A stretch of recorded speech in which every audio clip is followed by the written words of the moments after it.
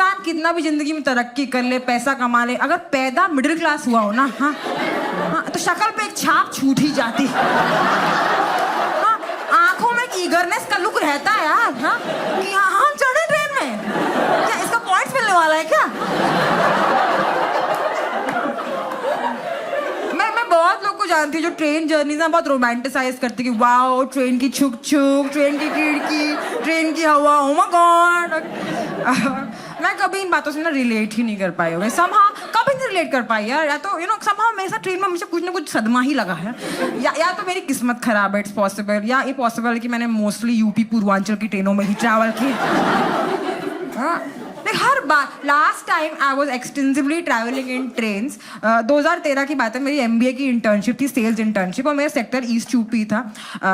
एक रात मैं AC 3 टायर में कोच में ट्रैवल कर रही थी, नीचे वाले बर्थ पे सो रही थी, एकदम से रियलाइज कि मेरी बर्थ पे मेरे अलावा कोई और भी है। हाँ, तो एकदम डर के मारे खौफ में मेरी आंख खुली, आई रियलाइज कि मेरे साथ मेरी बर्थ पे 2 साल का बच्चा सो रहा है, हाँ topless. Okay, suddenly on my birth, okay, और वो जो 5 सेकंड होता है जब आप एकदम नींद से उठ के डिसोरिएंटेड होते हैं, आपका दिमाग काम नहीं करता, मैं कह रही हूँ वो शिट मैं सोई 2013 में थी।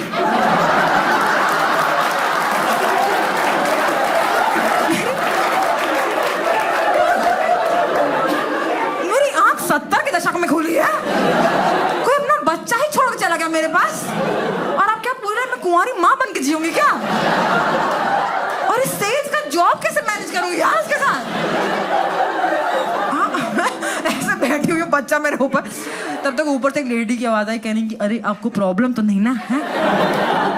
कह रही बाबू को ना ऊपर बर्थ में नींद नहीं आता है तो हमने नीचे सुला दिया, हाँ नीचे सो गया है, आपको दिक्कत तो नहीं ना? हाँ मैंने कहा नहीं क्यों, मुझे क्यों दिक्कत होगी? हाँ मुझे दिक्कत कैसे हो सकती है? हाँ बाबू की नींद इंपॉर्टेंट है भाई, बाबू को सुबह उठ के काम पे जाना है, उसको होलसेल वाले से टमाटर पिच्ची करनी है ना। मेरा क्या है, मैं तो किसी की भी गोद पे चढ़ के सो जाऊंगी ना हर बार, ओके। बट कभी कभी मैंने ना ट्रेन जर्नीज में कुछ इंपॉर्टेंट लेसन्स भी सीखे हैं। लाइक आज से करीब 15 साल पहले मैं और मेरा कज़न हम लखनऊ से बनारस चेयर कार में सुबह की ट्रेन से जा रहे थे। सुबह 6 बजे की जर्नी थी। जर्नी की शुरुआत में हम स्टेशन पहुंचे, हमने रियलाइज किया कि मेरी सीटें साथ में नहीं है, उसकी बहुत पीछे और मेरी बहुत आगे है। बट वी ऑल्सो रियलाइज कि हमारा रिश्ता भी इतना गंभीर नहीं कि हम पूरी फाइट मार के लोगों से मिन्नत मांग के सीट एक्सचेंज करें, फिर साथ में बैठें, फिर 7 घंटा स्मॉल टॉक करें। इस कजन से आप कितनी ही बात कर सकते हैं? हाँ कितना टॉपिक है कि तुम इस बार फिर से फेल हो गए। फेल कैसे होगा यार? या कुंडा वाला चाचा फिर से जेल चले गए? कैसे जेल फिर से कैसे चले गए यार? हाँ टॉपिक्स कितने भी इंटेंस हो, आप 1-1.5 घंटे की बियॉन्ड ना ये मटेरियल स्ट्रेच नहीं कर सकते। तो मैंने कहा भाई कज़न तुम जाओ वहाँ ठीक, हम जाओ वहाँ ठीक, ओके। बनारस पहुँच के हम लोग कॉन्वर्सेशन रिज्यूम कर लेंगे कि सोनिया भाभी क्लेप्टोमेनियाक हैं या चोर, ओके।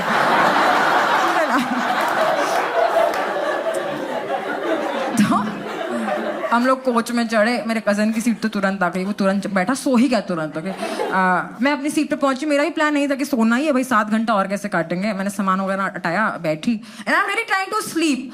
पर समहाउ ना इस ट्रेन में शुरुआत के आधे 1 घंटे में ही इतनी बकचोदी हो गई। यहाँ पे किसी का फैंटा किसी के ऊपर गिर गया तो वो लोग लड़ने लग गए। आगे वाली सीट पे एक बच्चा अपनी मम्मी से मार करके पै करके रोने लग गया। थोड़ी देर पीछे से एक आंटी अंकल कह रही कि आप पलट के हमको घूर क्यों रहे हैं? वो कह रहे हैं आप मिस यूनिवर्स दिखते हैं, आपको हम घूरेंगे। हाँ चिमटी लगाएगा, सहूर नहीं आपको? हाँ ये कैसे इंसल्ट है भाई? ये तो शुरुआत के 1-1.5 घंटे में इतना केओस, इतनी बेतकल्लुफी हो गई यार। यहाँ पे तो बहुत नेगेटिव वाइब्स होगी कि कोई मुझसे लड़ने आ जाए, जैसे परिणाम मैं तुरंत सो जाती हूँ, ओके। तो समहाउ अपना कान वान ब्लॉक करके, आँख पे दुपट्टा रख के, I forced myself to sleep, okay. मैं सो गई। 1-1.5 घंटा मुझे अच्छी नींद आई, okay. I am sleeping nicely. तब तक कहीं से एक आदमी आया, कह रहा मैडम सुनिए, मैडम उठिए, मैडम। मैंने कहा अरे क्या हो गया भैया? कह रहा है ऊपर पीछे जो लाल रंग का टीन का बक्सा रखा है आपका है क्या? मैंने कहा कतई ऐसा कोई बक्सा हमारा नहीं। हाँ शक्ल से रैम्बो सर्कस दिख रहे हैं क्या? कह रहा अच्छा बक्सा आपका नहीं है। तो तो फिर जो भैया पीछे बैठे हैं वो आपके हैं क्या? मैं कहा भैया हमारे हो सकते हैं। कह रहा बक्सा भैया के ऊपर गिर गया है।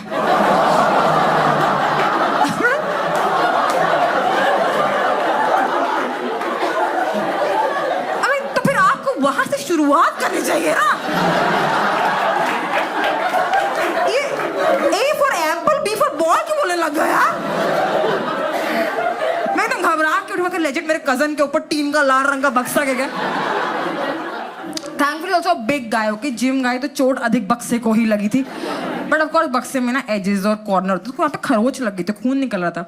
And by the time I manage to get up, जब तक मैं उठी तब तक वो खुद से ही अपना बक्सा साइड में करके उठ के जो सिंक होता है ना दरवाजे के पास, वहाँ जाके अपना हाथ धो रहा था।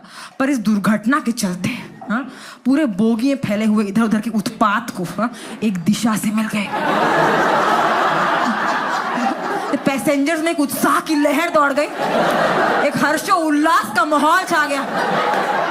लोग फुदक फुदक क्या कर मेला देखने के लिए सब भीड़ लाए खड़े हुए। Okay I am trying to navigate through this. एक अंकल अपने बच्चे को कंधे पे चढ़ा के बोल रहे हैं, देखो आदमी ऐसा होता है, बक्सा ऐसा होता है, ग्रेविटी ऐसे काम करती है। दो औरतें खड़े होकर आपस में बात करी, एक कह रही कि बताओ कैसे बच गए। जो भैया लोग होते हैं ऐसे मुंह बाग के सोते, सीधे नाक टूटता है। और जो औरतें होती हैं ऐसा गर्दन सीधे गर्दन टूट जाता है। मैंने कहा इतना डेटा कहाँ से आ रहा है इस एनालिटिक्स के लिए यार? कितना बक्सा गिर रहा है इन ट्रेनों के अंदर। टू बी फेयर ओके, लोग बहुत मदद भी कर रहे थे। किसी ने बैंडेड ढूंढ के दिया, किसी ने ऑइंटमेंट ढूंढ के दिया, कोई बर्फ पकड़ा रहा है। मैं कहा बर्फ ले कौन बढ़ा? हम लोग घर से सूखा सूखा पूड़ी अचार बांध के लेके आए सुबह, लोग आइस बॉक्स लेके निकले हैं सुबह। नो वंडर कुछ लोग का मूड अच्छा रहता है यार ट्रेन में। खैर okay, I was very grateful. मैंने सब सामान इकट्ठा किया, लोगों को थैंक यू बोला। मैं अपने कजन तक पहुंची, मैंने कहा लोगों को कि प्लीज मैं इसकी रिश्तेदार हूँ, यहाँ से मैनेज कर लूंगी, आप लोग प्लीज अपनी सीट पे जाके बैठ जाइए। लोग बहुत बेमन से डिस्पर्स हुए। हाँ कि उनका तमाशा खराब, किसी ने टीवी ऑफ कर दिया एकदम से। हाँ लोग गए। मेरे कज़न थोड़ा बेटर फील किया, उसको बहुत सफोकेटेड फील हो रहा था। खैर कज़न ने हाथ धोया, पोछा, ऑइंटमेंट लगाया, उसको बैंडेड लगाया। वापस हमने उसको वापस सीट पे सेटल किया। इस पूरे प्रोसेस में ओके 10 मिनट गए। ओके 10 मिनट के एंड में cousin is back in his seat feeling better, people back in their seats feeling bold again. But I felt like मेरा काम यहाँ हो चुका, मेरी जिम्मेदारी खत्म हो चुकी, सब कुछ ठीक हो चुका है, मुझे बस हाथ धो के सीट पे वापस जाना चाहिए। ओके तो मैं इसकी सीट से ना वापस सिंक की तरफ बढ़ी हाथ धोने के लिए। सिंक के पास जो दरवाजा होता है ना, वहां पे एक आदमी खड़ा हुआ है। मैंने देखा एक आदमी दरवाजे पे इंस्टॉल ही आता है ट्रेन के। हाँ कितना भी आप उसको जर्मन स्विस कोच बना के दे दें, अंदर एसी रखना, उसको बाहर का लू मिट्टी हवा ही खाना होता है और कुछ गहरा ही सोचना होता है यार। इतना देर हो गया, 15 मिनट से इतना नाटक हुआ, इसको कुछ फर्क ही नहीं पड़ा होगा, इसका ज़हन डिस्टर्ब नहीं हुई, अपना लंबा सोच रहा। अभी इसने मुझे आते हुए देखा, कह रहा है भैया आप किथे हैं? हाँ बच गए थैंकफुली, हमारे भैया। कह रहा बक्सा हमारा था।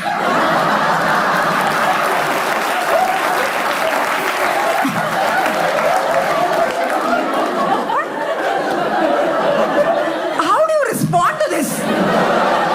रिश्ता पक्का करना है क्या भैया और बक्से का?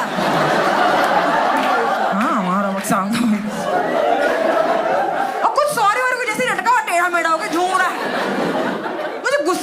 मैंने कहा बोलने का कोई पॉइंट नहीं हो गया, समस्या सॉल्व हो चुकी, क्यों फालतू की बहस करनी।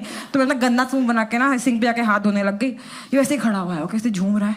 इसने मुझे अपने पीछे नोटिस किया, कह रहा है बताइए। इंसान सुबह उठता है, मंजन करता है, मुंह धोता है, चाय पीता है, कभी सोचता है मुंह बक्सा गिर जाएगा?